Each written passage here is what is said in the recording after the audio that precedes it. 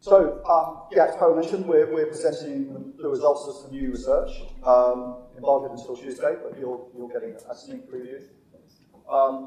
The research is about the AI trust ceiling, which I'm going to explain. But first of all, I want to talk about the kind of common sense concept that you all know, which is what is trust. We throw the word around. It's obviously a word that we use day to day, but I think it is actually helpful to think about what it is because it's very relevant to this topic. We are, normally when we talk about trust, it's about people, organizations. But so, by defining the word carefully, we can think about what it means when it comes to AI. This is a dictionary definition. So, it's a belief. It's a belief that something is good, that it's reliable, that it's safe. And related is the word trustworthy. So trustworthy means that it's worthy of trust, that it's got properties, intrinsic properties, that mean it's right to trust it. And being trusted hopefully follows from being trustworthy. Obviously, you can be trusted when it's not legitimate. But if you've got the right properties, if you are worthy of trust, then hopefully that results in people trusting you. What causes and diminishes trust? Being reliable, being consistent, having a track record. The people you trust are the people you work with for a long time. You know that they always do the right thing. You've got a track record behind them. And if they do something unusual, they can explain it. So if they do something that you don't understand, they can produce an explanation as to how they got there, how they made that decision, how they reached that result that engenders trust because you understand the process that it got to. And obviously the flip side is if somebody you know says things that are wrong frequently, or makes dangerous or wrong decisions frequently, or is inconsistent, that's very bad for their trustworthiness. And this applies to automated systems as well as people. So I'm going to present the results of this research. We commissioned the research, but it's important to know the research was conducted by Spencer-Wide. So it's been done professionally with very high standards, even though we commissioned it. And the research was done. We surveyed 1,000 senior people. So these are senior people in regulated industries, 4 regulated industries in the public sector. We asked a load of questions, and one of the results from that is that pretty much all of them are spending significant amounts on AI today. So the adoption or the investment in AI is happening. Pretty much every large business out there is trying to adopt AI, is spending money on AI, is adopting it somewhat. But the results of the data, the sort of one-line summary, is that the value of that is still behind where it might be. And the concept that's behind our report is what we're calling the AI trust ceiling. And the way to think about it is it's the trust gap that stops AI systems from being deployed. So, if you don't trust your AI system, you have to verify it manually. The results come back, you need a human to check it, you can't just trust it, you can't just let it run, you certainly can't let it work automatically. And if you're automating a business process, you want to let it work automatically. So if the system isn't trustworthy, if it isn't consistent, if it produces wrong answers, if it makes wrong decisions, that prevents that from happening, and that has huge economic value, huge economic effects. It's not like in an industry it's not trusted or not. A big business will be using AI in many different use cases, and some of those use cases require less trust than others. So, in a bank, you might be taking meeting notes with AI, summarizing meetings, but you then might be verifying some agent that's taking actions, or you might decide that it's just not reliable enough to be used at all in certain use cases that you really want to use it in. And this report focuses on that trust ceiling. So, the gap that's there from trust not being sufficient. And this is where, this is use cases that are typically not being adopted, or where there's a very substantial cost to adopting them because of the human verification, the human and economic cost of verifying the outputs and testing them. And it's not a completely negative picture. 87% of the senior leaders we surveyed have some level of trust of AI. But 59%, like the vast majority, do not trust it completely. So the gap is there, starkly there in the figures. And in regulated industries, trusting something partially isn't good enough. As you know, regulated industries are industries where there's specific laws that govern how they behave. Often there's a specific regulator. Systems can't just be pushed out. They have to be checked to conform. They have to conform to the regulations. Very substantial fines, very substantial consequences for not conforming to the regulations. If you don't trust it completely, often that means you just can't use the AI system or can't adopt the AI system at all. It's different from, I don't know, the fashion industry or something like that, where obviously you can push out products with a lot more freedom. So our research also showed that there's a substantial cost to checking the output of AI-generated stuff. 77% of the people surveyed said they spent at least an hour a week verifying the outputs of AI. The returns, it's a mixed picture. So 23% are reporting significant return on investment from AI, which is real. AI is happening, it is being adopted, and only 13% don't expect ROA to happen ever. But there's a real gap. 35% are only seeing minimal return on investment. This is 3.5 years after ChatGPT, so there's a meaningful amount of time has gone by. And 30% expect some return soon. So there's a mixed bag, but trust is holding back full adoption, and it's holding back where it could be. Just on the sectors, as I said, I mentioned it's like sort of 4 regulated industries in the public sector. Interestingly, the public sector has the worst ROI and the worst level of trust for AI. And finance, strangely, has the highest ROI, but also the highest friction around compliance. But some things are pretty consistent. So the anxiety, which I'm about to mention, is pretty consistent across all of those five industries. And when talking about this is the human cost. We also surveyed about the human cost of AI, how nervous you were about AI, how much anxiety it caused. There's a big gap between, only less than a third are genuinely confident with zero anxiety around AI. So there's double the number that feel anxious as feel completely confident. And we dug into what the negative effects of AI are, and roughly a third of the people surveyed have had these. So burnout from having to check the results, not trusting, the direct result of not trusting the results, blindness, losing perspective, analysis paralysis, not quite sure, from the checking, when to stop checking, and dependency, all psychological costs of AI systems that are stark in the data. And the negatives outpacing the positives 2 to 1.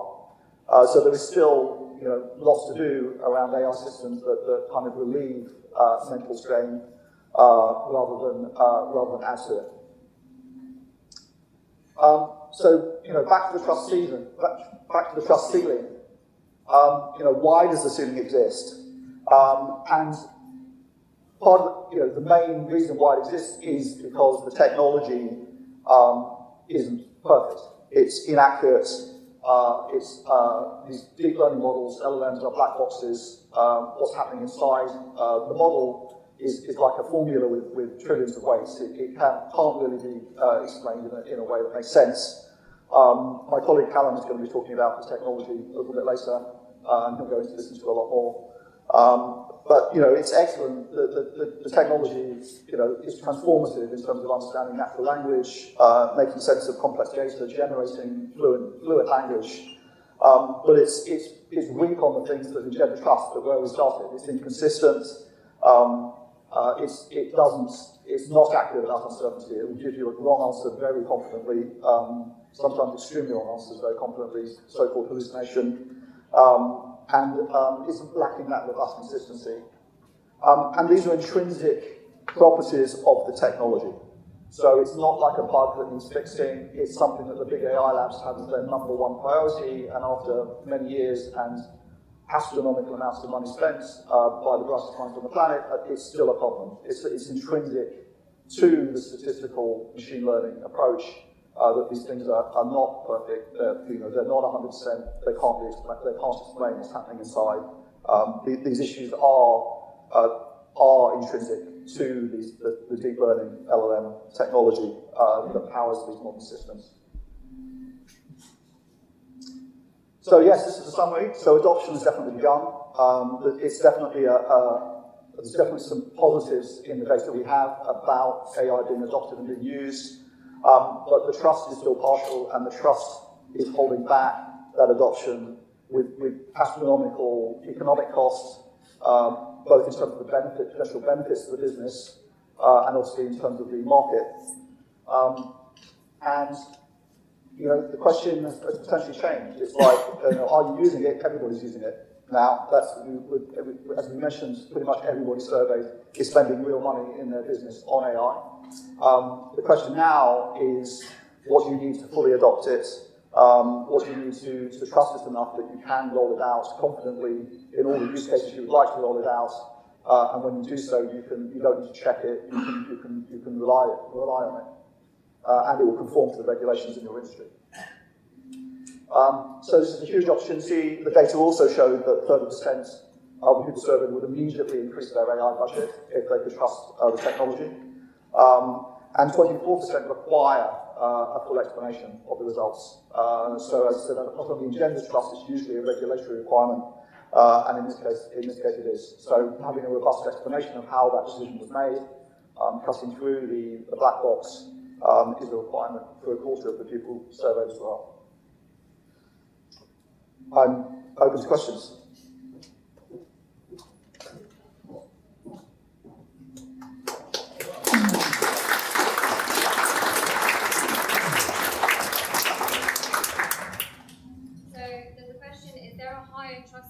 Humans carrying out a process and associated errors, or for AI doing the same process, and how do we bridge that gap? That's a great question. I think that would be a great. Oh, is my mic still on? That would be a great question for the panel. I think. So the question is, is there a higher? So humans. It's a valid point that humans have some error rates as well. But I think humans are trusted. You trust your employees. You trust the process that has employees. And humans they may have an error rate, but they have different types of errors as well. So AI hallucinates. It sometimes produces grossly incorrect things, stated very confidently. That's not typically a human error pattern. And we've had many years to get used to human errors and to design human processes and design processes that work with humans. So yes, I think there probably is a higher bar for automated systems because it's new. But I also think that high bar is probably legitimate as well. I was wondering if in your research you said it's not about industries, but actually tasks that the people do. Are there any particular indication of specific tasks that where trust can be higher, and if So if you pick finance, for example, which is a regulated industry, and you have a chatbot that's giving investment advice, that's highly regulated. You can't just recommend Bitcoin to a random member of the public, there's lots of rules about that. But if you're summarising an internal meeting, maybe that's outside of regulation, or maybe the regulatory burden there is much lower. So the amount of trust that you need for that use case would be much lower. I mean, just two random examples, but every industry will have examples like that. So would you say internal tasks, maybe lower risk? I think so. We've previously thought about the concept of high stakes industries, where things going wrong have high consequences, where decisions going wrong having high consequences. And regulated, if those decisions are highly regulated, then that has high consequences because you're breaching the regulation, you're getting in trouble, you might be fined. I mean, some regulations people can even be jailed if they get it wrong. But Yes, I mean, it varies from task to task. That there will be tasks where the consequences are much lower, and maybe that's outside of regulation or not regulated. Even in regulated industries, there will be use cases which are not actually regulated. They're outside of the regulation. Yes, gentleman over there.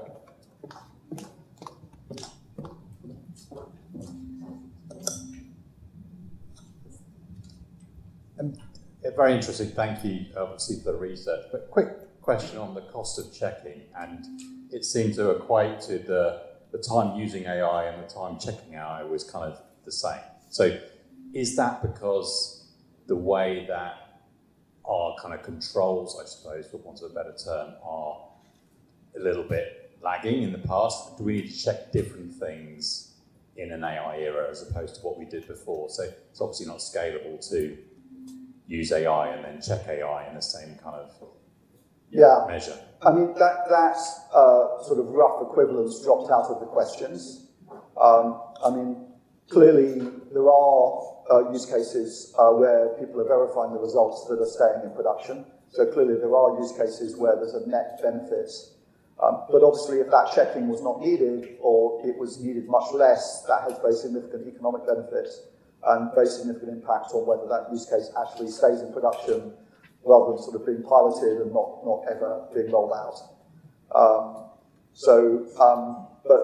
it was interesting to see it in the data that there was questions about how much time you spend checking AI, and how much time you spend using AI, and if you look at the sort of medians of those in the data, they're broadly the same, which suggests there's a very high cost to the lack of trust. The fact that people are spending so much time verifying the results and checking the results is a direct consequence of knowing that the results are not completely trustworthy. Thank you. We're going to hold on the questions for there, but you can ask. There's going to be a panel next, so there'll be other people to ask. Thank you so much, William. And I'll let